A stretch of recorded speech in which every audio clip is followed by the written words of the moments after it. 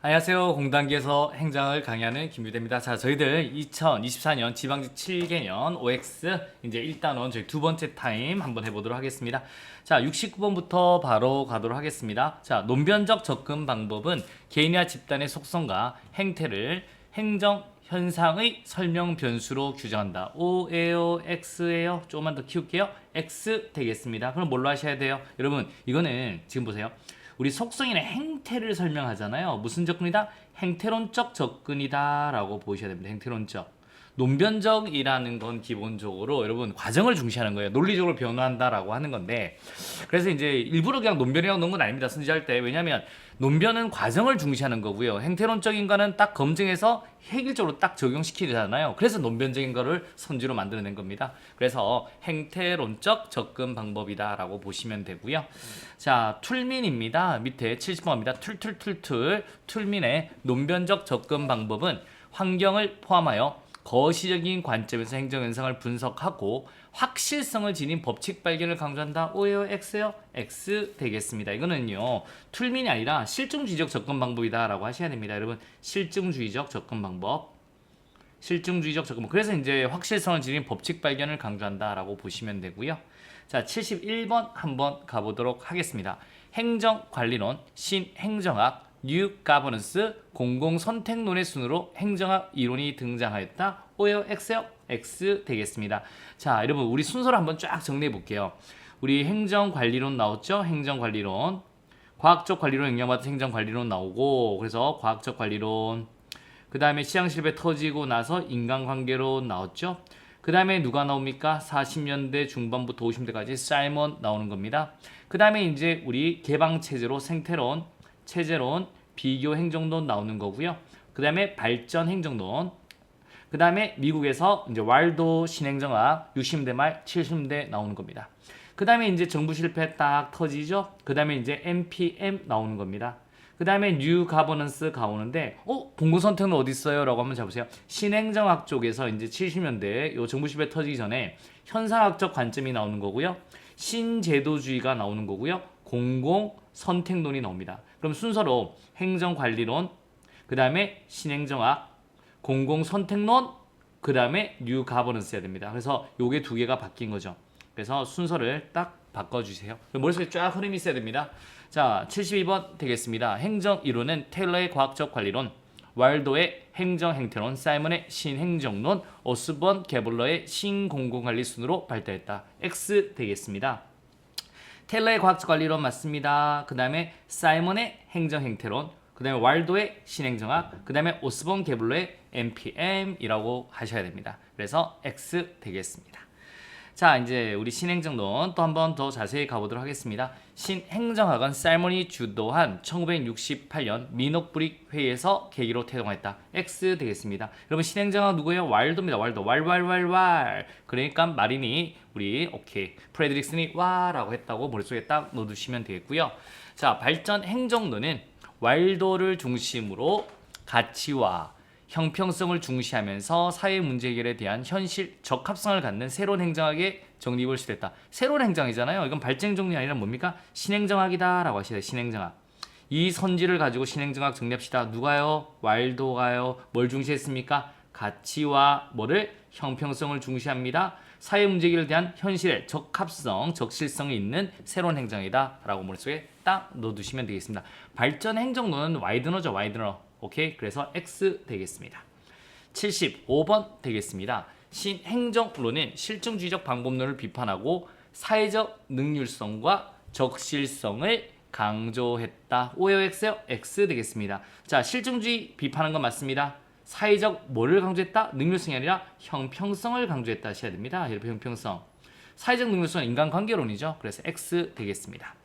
76번 가보도록 하겠습니다. 신행정학은 가치에 대한 새로운 인식을 기초로 규범적이고 실증적인 연구를 강조했다. O요? X요? X 되겠습니다. 그래서 새로운 가치에 대한 새로운 인식 기초로 규범적인데 실증적인 연구를 강조한 게 아니고요. 여러분 적실성 있고 여러분 형평성, 이 가치의 문제를 강조했다라고 보시면 되겠습니다. 이런 식으로 머릿속에 딱 한번 넣어주시면 되겠습니다. 신행정학은 여러분 고객 중심의 행정이 아니다. 노노노노 X 되겠습니다. 신행정은 고객 중심의 행정이다 라고 하셔야 돼요. 그래서 우리 신행정하고 NPM의 공통점은 고객 중심의 행정이라는 거예요. 고객 중심. 여기서는 이제 또 약자에 대한 이해를 했기 때문에 고객 중심의 행정이다 라고 보시면 되겠습니다. 자, 신행정학은 능률성을 강조한다. O요, X요? X 되겠습니다. 가치와 형평성을 강조한다 라고 보시면 되겠습니다. 자, 79번 되겠습니다. 신행정학은 미국의 사회문제 해결을 촉구한 반면 현상학은 제3세계 근대화 지원에 주력했다. X 되겠습니다. 신행정학은 미국 사회문제 해결을 촉구한 반면 이건 맞습니다. 제3세기 근대화 지원에 주력했다. 이건 발전 행정론 되겠습니다. 발전 행정학 이렇게 행정학이라고 보시면 돼요. 자, 신행정학은 정치행정 이론론에 입각하여 독자적인 행정 이론의 발전을 이루고자 했다. O 되겠습니다. 그래서 신행정학 정치행정 이론론 되겠습니다. 독자적인 행정 이론 딩동댕동 되겠습니다. 갑니다. 자, 이제 공공선택론 쪽으로 가보도록 하겠습니다. 공공선택 이론은 사회 비시장적인 영역들에 대해서 비경작적 방식으로 연구한다. O요, X요? X 되겠습니다. 어떤 방식? 경작적 방식으로 연구한다라고 보시면 되겠습니다. 82번 되겠습니다. 공공선택론은 미국 행정의 지적 위기를 지적하면서 인간을 이기적, 합리적 존재로 전제하고 공공재의 공급이 정부 독점과 공급자 중심으로 이루어지는 시스템을 제안했다. O요, X요? X 되겠습니다. 왜냐하면 여기까지는 맞아요. 앞까지는. 공공재의 공급이 정부 독점과 공급자 중심으로 이루어지니까 이러니까 문제가 생긴다고 보여요. 그러니까 정부 실패가 생긴다고 봅니다. 그래서 공급자 중심 행정은 안 돼요. 그래서 이제 민주행정 패러다임을 바꾸죠. 민주행정 패러다임으로 바꾸자라고 하는 건데 이래서 어떻게 해요? 우리 경쟁과 우리 시장의 경쟁과 중첩을 강조합니다. 경쟁과 중첩을 통해서 수요자 중심의 행정으로 가자라고 보셔야 됩니다. 그래서 정부 독점과 공급자 중심 논논노 경쟁과 중첩으로 인한 수요자 중심의 시스템을 제안했다라고 보시면 되겠습니다. 83번 갑니다. 신행정학은 전통적 관료제를 비판하고 그것을 대체할 공공재 공급 방식의 도입을 강조하였다라고 하는 거 O요, X요? X 되겠습니다. 이건 뭐라고 해야 되면 공공선택론이에요. 공공선택론이 전통적 관료제를 비판했죠? 맞죠? 정부 중심이니까. 그래서 대체할 공공재 공급 방식, 그러니까 시장 방식으로 도입하자라고 했습니다. 자, 84번 한번 가도록 하겠습니다. 공공선택 이론은 효용 극대화를 추구한다는 합리적 개인에 대한 가정은 현실적 가능성이 높다고 평가한다. 아니죠. 여러분 경제에서 가장 큰 문제점이 뭐냐면 합리적 인간을 가정한다는 겁니다. 여러분 그래서 현실적 합성이 낮다라고 평가를 받죠. 현실적 합성이 낮다. 인간은 합리적이다. 라는 게 조금 현실적 합성이 떨어지죠. 이렇게 보시면 되고요. 85번 가보도록 하겠습니다. 공공선택 이론은 시민들의 요구와 선호에 민감하게 부응하는 제도 마련으로 정부 중심 행정의 구현에도 의의가 있다. 노노노노 여러분 시장 중심이죠. 그래서 민주행정 패러다임. 그래서 공공선택론은 시민의 요구와 선호에 민감하게 부응하는 제도 마련으로 정부 중심 행정의 패러다임에서 벗어나서 민주행정 패러다임으로 바꾸자라고 하셔야 됩니다. X 되겠습니다. 자, 이제 관청 형성 갑니다. 던리비의 관청 형성 모형은 고위 관료의 선호에 맞지 않는 기능일지라도 민영화나 위탁 계약을 통해 지방정부나 준정부 기관으로 넘기지 않는다. X 되겠습니다. 우리 고위 관료의 선호에 맞지 않는 기능이면 민영화나 위탁 계약을 통해 지방정부나 준정부 기관으로 넘긴다라고 하셔야 돼요. 넘긴다. 이렇게 머릿속에 넣어두시면 되고요. 던리비의 관청 형성 모형은 합리적인 고위직 관료들은 소속기관의 예산 극대를 추구한다, 추구하지 않는다, 추구하지 않는다 라고 하셔야 돼요. 추구하지 않는다. 그래서 관청을 만들어서 핵심 업무 내고 나머지 던지고 싶지 이런 소속기관의 예산 극대를 추구하지는 않습니다.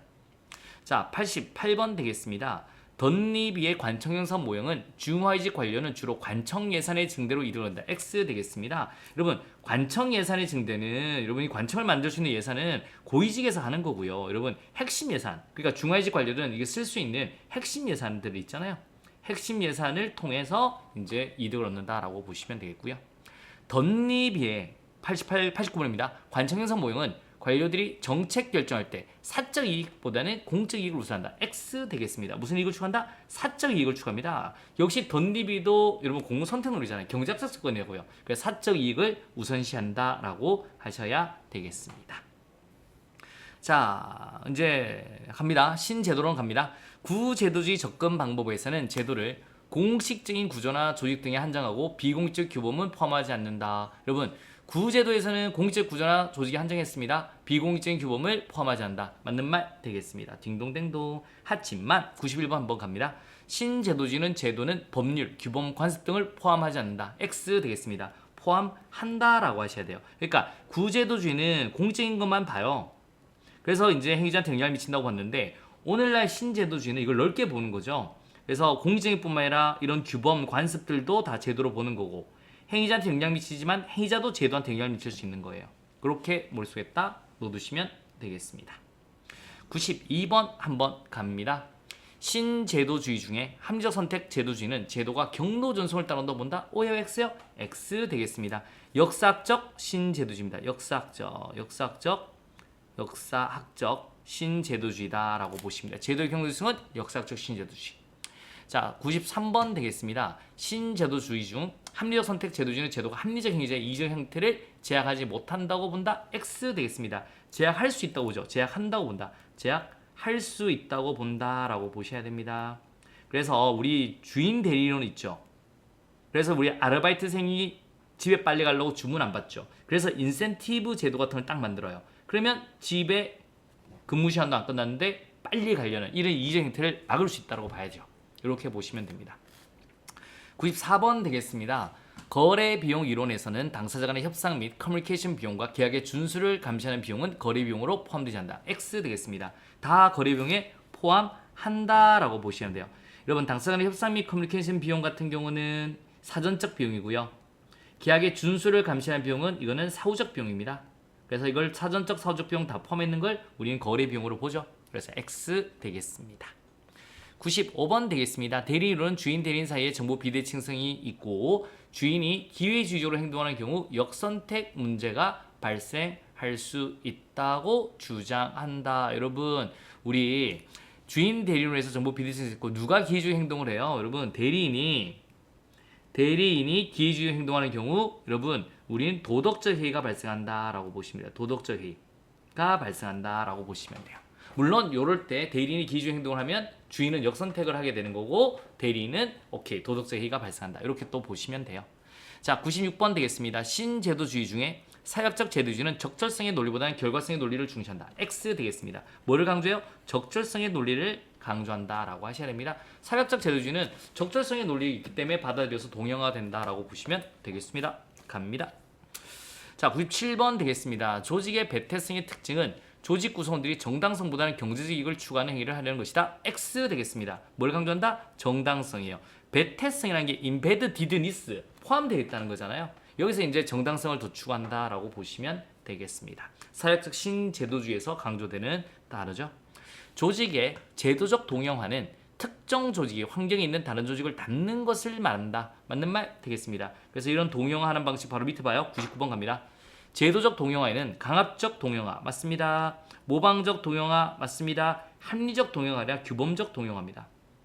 자, 강압적 동형화 같은 경우는 자, 장애인 의무 고용해 정부가 안 하면 니들 다 규제 처벌할 거야. 이런 게 강압적 동형화고요. 모방은 선진국을 모방하는 거예요.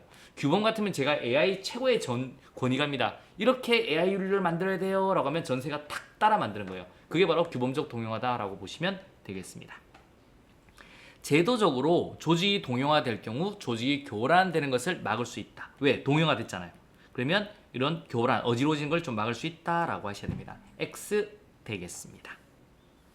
자, NPM 갑니다. 101번 갑니다. NPM은 작은 정부를 적극적으로 간다. O 되겠습니다. 큰 정부, 작은 정부다라고 보시면 되겠고요. 우리 신공공관리론의 학자인 오스본과 케블러는 시장 원리인 경쟁을 도입하였다. 도입하지 않았다. X 도입하였다라고 보시면 돼요. 자, NPM은 공공부문은 민간부문과 다르기 때문에 민간부문의 관리기법을 공공부문에 그대로 적용 가능하지 않죠. X입니다. 그대로 적용 가능하다 하지 않습니다. 그래서 관리기법은 공공부문에 그대로 적용할 수 없다 라고 비판을 받죠. 할 수 없다라는 비판을 받는다. 이렇게 딱 정리해 주세요. 자, 104번입니다. NPM은 민주적 책임성과 기업가적 재량권 간의 갈등이 발생하지 않아 정부 관료제의 효율성을 제고하기 쉽다. 아니죠. X입니다. 우리는 NPM은 민주적 관료는 민주적 책임성과 기업가적 재량권의 갈등이 발생하여 정부 관료제의 효율성을 제고하기가 어렵다라고 보시면 돼요. 여러분이 만약에 삼성 같으면, 여러분이 뭐 이종시 같으면 돈 벌려고 하면 돼요. 오로지 뭐 기업가적 재량권에 알아서 선택하면 되죠. 근데 우리는 민주적 책임성과 기업가적 재량권 간의 관료는 갈등이 발생하는 거예요. 이렇게 보시면 되겠습니다. 자, NPM은 고객 중심 논리는 국민을 관료 주도의 행정 서비스 제공에 의존하는 수동적 존재로 전락시킬 우려가 있다. 여러분, 자 보세요. 고객 중심이니까 우리 국민을 관료 주도의 행정 서비스 제공에 의존하는 수동 존재 맞습니다. 직접 참여할 수가 없잖아요. 그래서 수동적 존재로 전락시킬 우려가 있다. O 되겠습니다. NPM은 정책 논리를 우선하여 내부 관리적 효율성을 중시하는 경향이 있다. O예요, X요? X 되겠습니다. 경제적 논리를 중시했죠. 경제적 논리를 이렇게 보시면 되고, 미래 대비형 정부는 NPM에서 지향하는 기업가적 정부의 특성에 해당하지 않는다. X 되겠습니다. 해당한다라고 하셔야 됩니다. 미래 대비형 정부, 오케이, NPM 갑니다. 자, 그 다음에 뉴 거버넌스가 상정하는 정부의 역할은 방향잡기다. 맞는 말 되겠습니다. 그러니까 NPM 방향잡기, 뉴 거버넌스 방향잡기, 신공공 서비스론 봉사하기. 그래서 O 되겠고요. NPM 인식론적 기초는 공동체주의다. X 되겠습니다. 이건 뭐예요? 뉴 거버넌스가 공동체주의고요. NPM은 신자유주의다라고 하셔야 됩니다.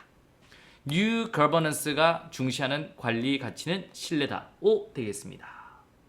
자, NPM의 관리 기구는 시장이다. O예요, X요? O 되겠습니다. 맞네요. 마켓. 갑니다. 112번 되겠습니다. NPS에서 정부 역할은 방향 잡기 한다. 노 X 되겠습니다. 봉사해라 라고 하셔야 됩니다.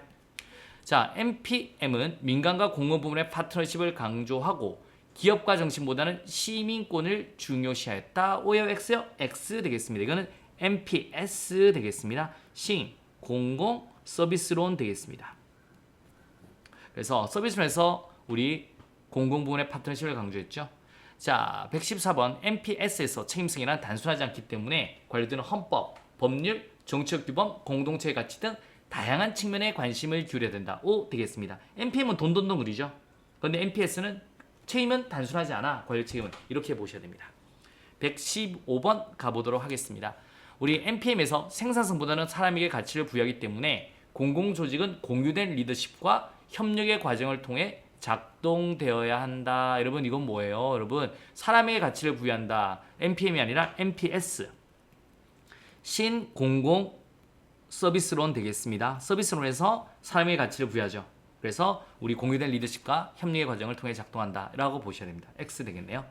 자, 신공공 관련해서 공익은 담론의 결과이기 때문에 시민들과 신뢰와 협력의 관계를 확립한다. X 되겠습니다. NPM은요 사익의 합의라고 봤고요. 담론의 결과를 본 건 NPS 신공공 서비스론 되겠습니다. 자, 이런 식으로 딱 한번 보시면 돼요. 일단 이렇게 해서 이제 저희들 한번 주제를 정리를 했습니다. 그래서 이제 우리 풀 강의는 저희 공단계에 또 있고요. 이제 우리 국가직하고 같이 봐주세요. 그러면 좀 더 시너지 효과가 나온다라고 보시면 돼요. 오늘 여기까지 하고 우리 다음 시간에는 저희 2단원 이제 정책 파트 한번 넘어가도록 하겠습니다. 우리 다음 시간에 또 뵙도록 하겠습니다. 수고하셨습니다.